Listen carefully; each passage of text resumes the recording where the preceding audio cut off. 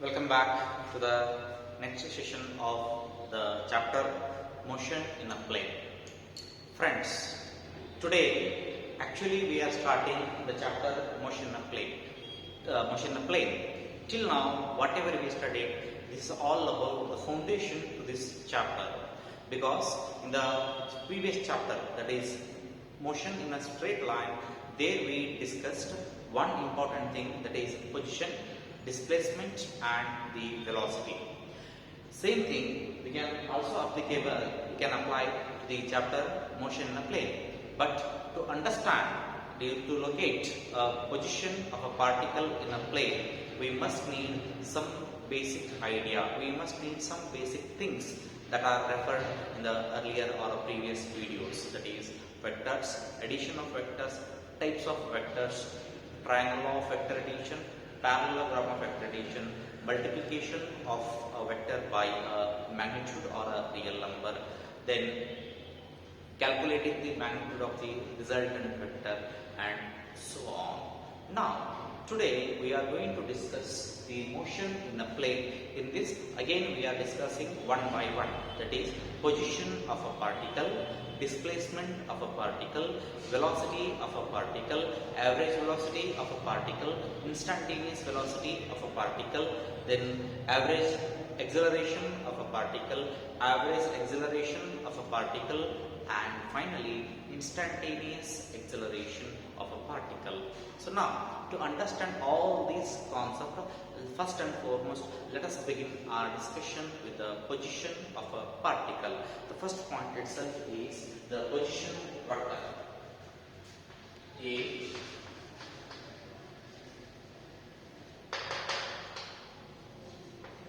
position vector. Friends, to understand the meaning of the position vector, first and foremost, we need to consider a plane. So here I considered the XY plane. In this XY plane, I will locate a particle, point P, at a point P, with the coordinates of X and Y. So P of XY is the position of the particle in this XY plane. I repeat, P of XY in the frame XY is represented by a position vector. Then how to draw this? Already we have the origin here. Join OP. Once if I join OP, then the OP line itself is giving the position vector of a particle in the plane. Vector R denotes the position vector. Vector R indicates the position vector. Now, if we draw a perpendicular line to the x-axis as well as y-axis, so this is the position vector. Now I am going to draw the perpendicular lines to the x-axis as well as y-axis.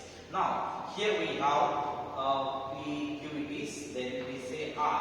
So OQ is the component of vector R along x-axis. Similarly, OR is the component of or result component of vector R along y-axis. Now we can denote what the value of this OQ. That is already said in the previous class. That is two possibilities are there. Either you write X vector or XI cap. Similarly, we can represent that vector Y or YJ cap. So that means what here? Vector X indicates here along the x-axis, or else X is the component of vector R along x-axis. I is the unit vector. Let me write X and Y are the components of X and Y axis. I and J cap, I cap and J cap are the unit vectors. Those two are called as unit vectors. When the position vector passes through the origin of a xy plane, if subtends an angle, say theta, then it is possible to calculate the value of R with respect to xi and yi. So that is denoted by, let me write, vector R is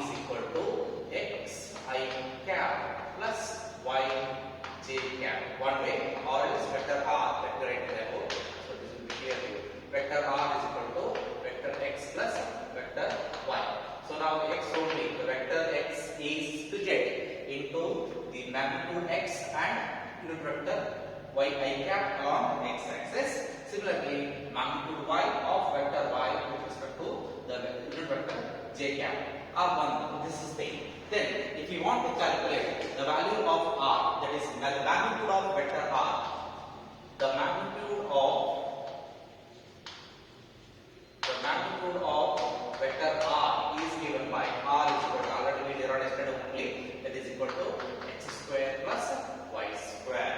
Similarly, if you want to calculate the direction, and the direction of vector r is given by, that is tan theta is equal to y by x, or theta is equal to tan inverse of y by x. So this is the position vector. That means what? If you want to locate a particle in the plane, then of point x, y with respect to the origin, then the line OP itself will yield or will give the position vector of the particle in the plane. Then if we resolve, as I said in the previous video, that is resolving of a vector, then if I resolve the vector r along x-axis and y-axis, then we get x I cap and y j cap with respect to x-axis and y-axis respectively. Afterwards, if I want to calculate the magnitude of vector r is given by square root of x square plus y square, simply a Pythagorean relation, and direction of the vector r is given by tan theta is equal to y by x, or theta is equal to tan inverse of y by x. After studying this, now friends, let's go to the B part, that is displacement of the particle. Now we are calculating the displacement, or this is a better word, what they use here, displacement only. So let me use displacement vector, or say displacement. So now to understand the displacement phenomenon or the displacement concept in the plane, now we need to understand one more different concept. What is that? Again, same thing. Consider a xy plane. Now, so here x-axis is there, here y-axis is there. This is the xy plane. Now, in this xy plane, if with respect to origin, if a particle is moving like this, if a particle is moving in this path, it may take any path. Just this is my case, I have taken this path. You can take your choice. So now, if the particle is moving in this path, in this direction, right? So now, here I need to calculate what is the displacement of the particle with respect to two different positions. Because here, what is the displacement? It is the shortest distance between the 2 points, right? So now, with respect to origin, let me consider one point P on this particle. So now say point P1. So if I consider the point P1, join OP1. So if I join OP1 will give the position vector R1 at a time T1. I repeat once again. Consider a point P at any instant of the motion and join OP, will get the position vector R1. Right? So now, after this, draw the perpendicular lines to x-axis as well as y-axis. So I will draw the resolving components here. So I join here position vectors R1 and position vectors to this x-axis as well as the y-axis. After this, let me consider one more point. So if I consider the point P2, consider, so this is what? P1 of x1 y1, this is P2 of x2 y2. Say this is x1, this is what? y1. Now I have considered the one more position, new position, that is of the particle at time T2 is P2 of x2 y2. That already you are familiar with. Now I will join the OP2. So once if you join OP2, let me draw properly. So this is point P2. So point P2 lies here. So point P2 of x2 y2. So now this is at time say T2, this is at time say T1. Now again join the perpendicular lines to the x-axis as well as y-axis. So I will arrive at x2, I will arrive at x1. This is what y2. So now after calculating this much, we need to proceed to the next point. What we have to calculate? Suppose if I calculate, same thing I am going to write here. So the position vector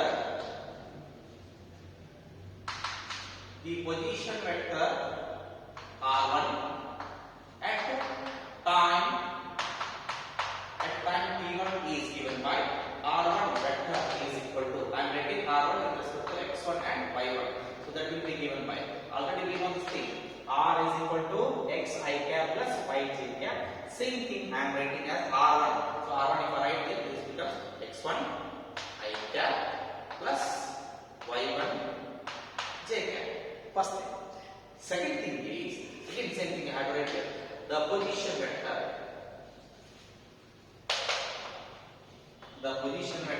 r2 at time t2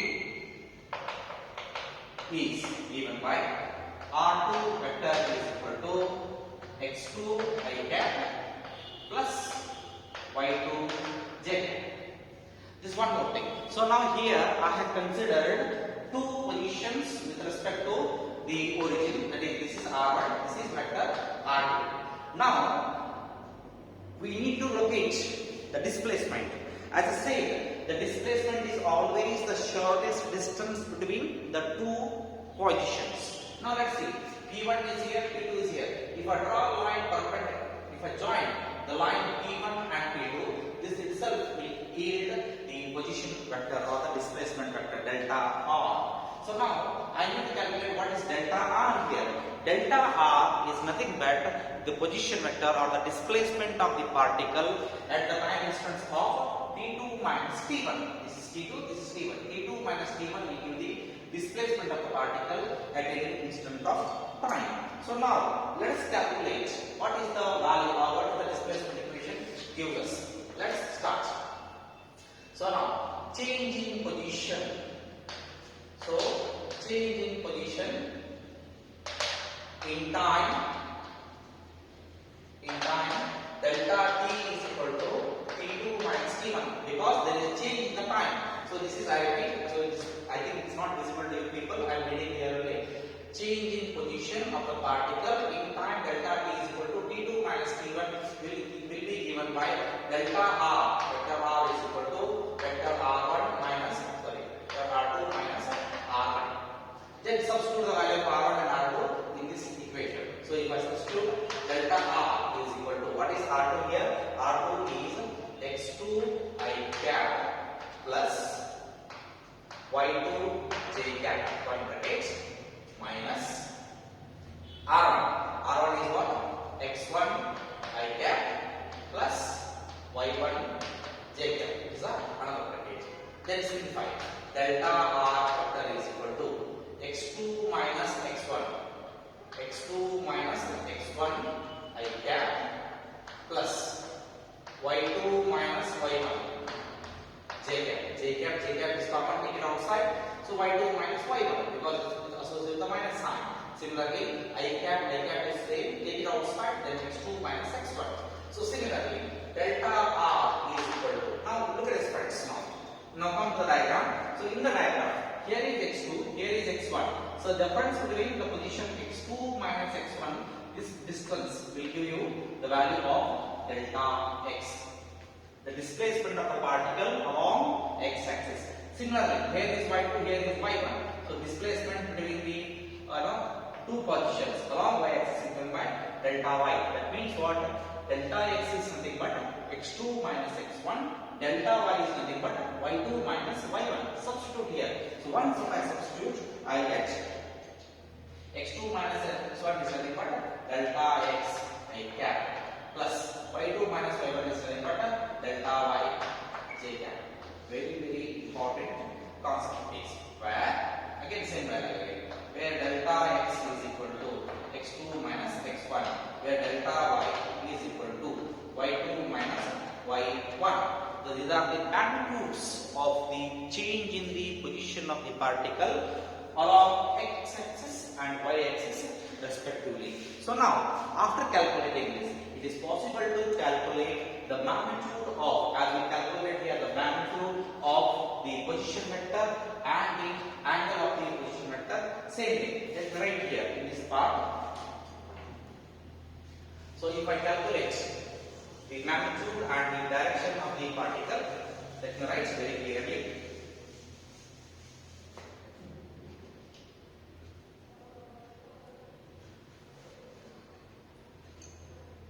The magnitude of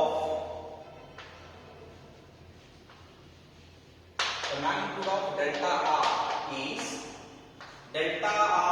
equal to square root of delta x square plus delta y square. Similarly, the direction of delta r is given by tan theta is equal to delta y by delta x. That is, theta is equal to tan inverse of delta y by delta x. So this is the displacement of the particle with respect to the plane. So now it is possible to calculate using the displacement. That is, displacement is given by, mainly you have to remember this equation, delta r is equal to r2 minus r1 and delta r is equal to delta xi plus delta yj cap. So now this is an important thing we have to remember in the displacement. So once if you are aware of the position and the displacement of the particle, now it is very easy to calculate the velocity and the acceleration of the particle at any given time. So now based on this only we have different types of accelerations and different types of velocities. So one is velocity and average velocity and instantaneous velocity, acceleration, average acceleration and instantaneous acceleration. Let us take up that part.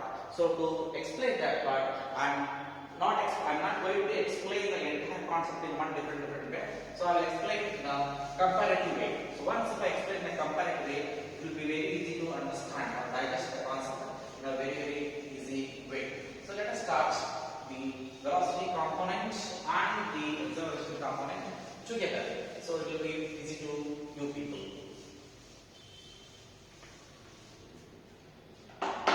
Let me take up the board. So here I will divide two parts. This belongs to the velocity component. This belongs to the acceleration component. So whatever I write here, this only belongs to acceleration. This part belongs to the velocity. Let us start with the velocity component. Already we know that. What is the average velocity? So we need to calculate first average velocity. The average velocity is nothing but the total displacement traveled by the particle divided by the total time. That we need to write. So first thing is, so this, as I said, this is velocity component. Here I am going to explain. After this, here I am going to explain acceleration component. Two components parallel, very parallel to each other. So let us start with the first one, that is A.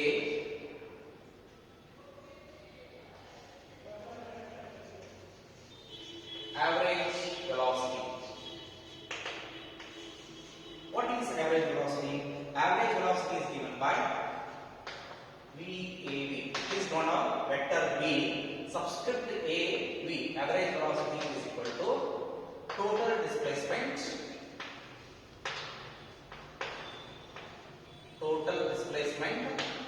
Divided by total time.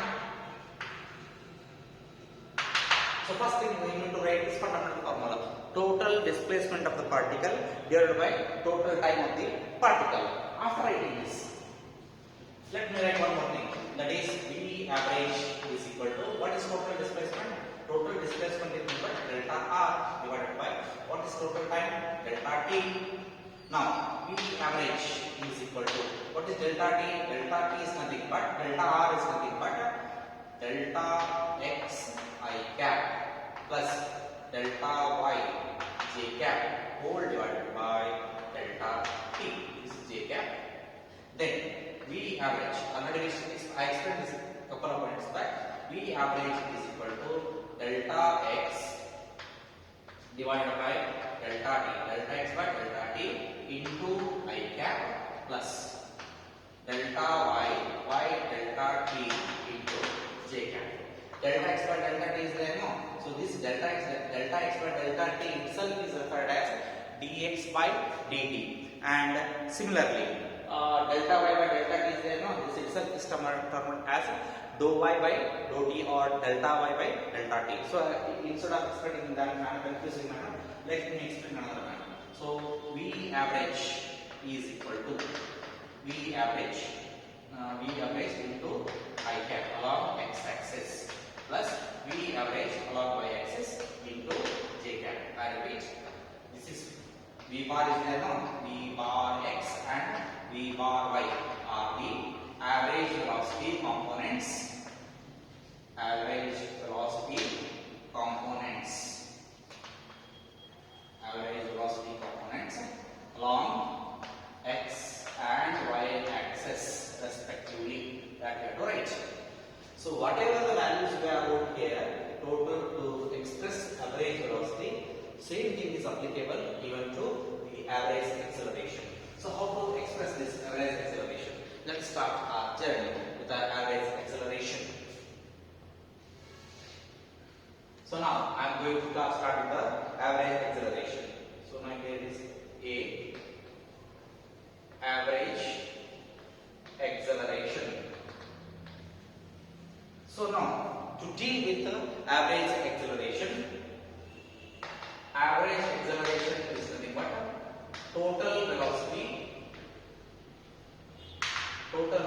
divided by total time. Total velocity divided by total time. Afterwards, average is equal to total velocity. What is total velocity here? Total velocity is given by delta v divided by delta t. One thing. After this, already we know what is delta v. Delta v is nothing but delta v x I component plus delta v y j vector divided by delta t. Same thing. I just copied the same thing here. Whatever I wrote here, same average velocity I copied here. Afterwards, we just split. We get average velocity, average acceleration is equal to again delta v x divided by delta t into I cap plus delta v y divided by delta t into j cap. Then this is average velocity that is equal to, this is again average velocity only along x axis with the unit vector I cap plus this is also ay, that is average velocity along y axis with respect to j cap. Again you have to describe it. What is where ax and ay are the magnitude of average velocity. Magnitude of average velocity along x and y axis respectively. That right here. Respectively. Look at this. Same parallel. What we did here? Here we wrote total displacement. Here we wrote total velocity. Here we borrowed total velocity delta r, total displacement. Here we took the same average velocity equation here. Then same thing. Same parallel explanation we did here. After this, let's go to the next concept. This is called as instantaneous acceleration. So now it is called as instantaneous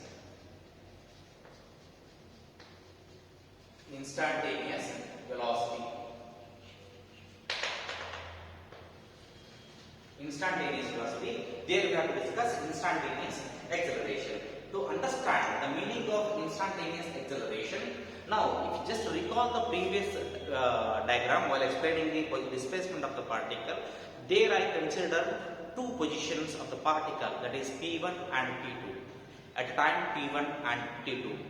If that value, the distance between the two objects, it decreases when the time value approaches 0. In the time value, that means what? If the difference between the time interval, that is T2 minus T1, if it is approaches 0, that means almost equal to 0 but not equal to 0. At that time, we will arrive at the one more important concept called as instantaneous, velocity as well as instantaneous acceleration. How exactly it goes? Let's start up one by one. So instantaneous acceleration is given by T is equal to limit delta t tends to delta r divided by delta t tends to 0. Look at this. Limit delta t tends to 0 means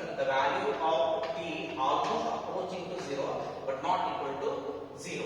Afterwards, same thing, limit delta t tends to 0. Already I know what is delta r. Delta r is nothing but what? Delta xi by delta t. Same thing you substitute here. Delta x I cap plus delta y j cap whole divided by delta t. Afterwards, instantaneous velocity is given by limit delta t tends to 0, open bracket, then delta x divided by delta t I cap first thing plus limit delta t tends to 0, delta y by delta t into what? J cap. So now after this, what is this? This is nothing but what? Dx by dt is what? Dx by dt into I cap plus this is what? Dy by dt into j cap. So now after this, Vv is equal to, this is instantaneous velocity, so it is called as Vx into I cap plus it is instantaneous velocity along y axis, it is called as Vy into j cap. So this is one more expression. So where you can say Vx and Vi are the magnitude of instantaneous velocity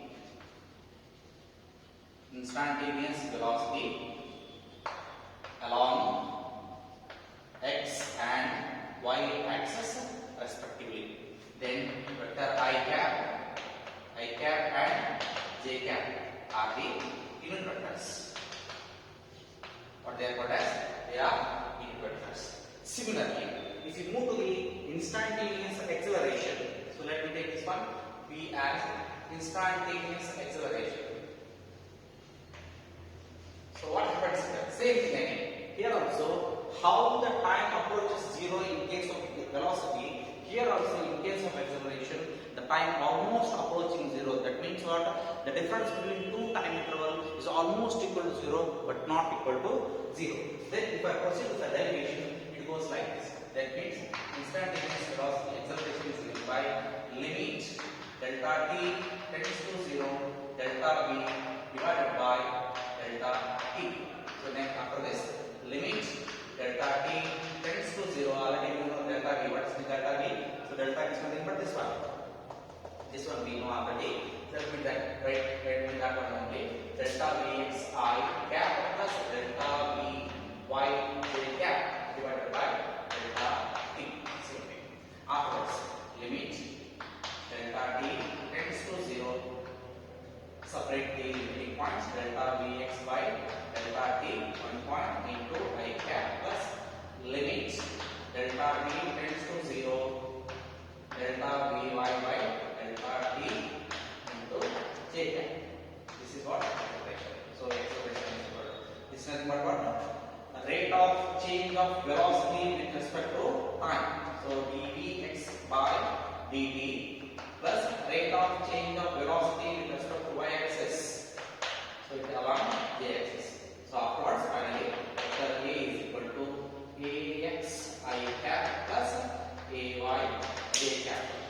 Ay j cap. Again, same diagram where ax and ay are the magnitudes of the components of acceleration components along x-axis and y-axis, and the I cap and j cap are the unit vectors.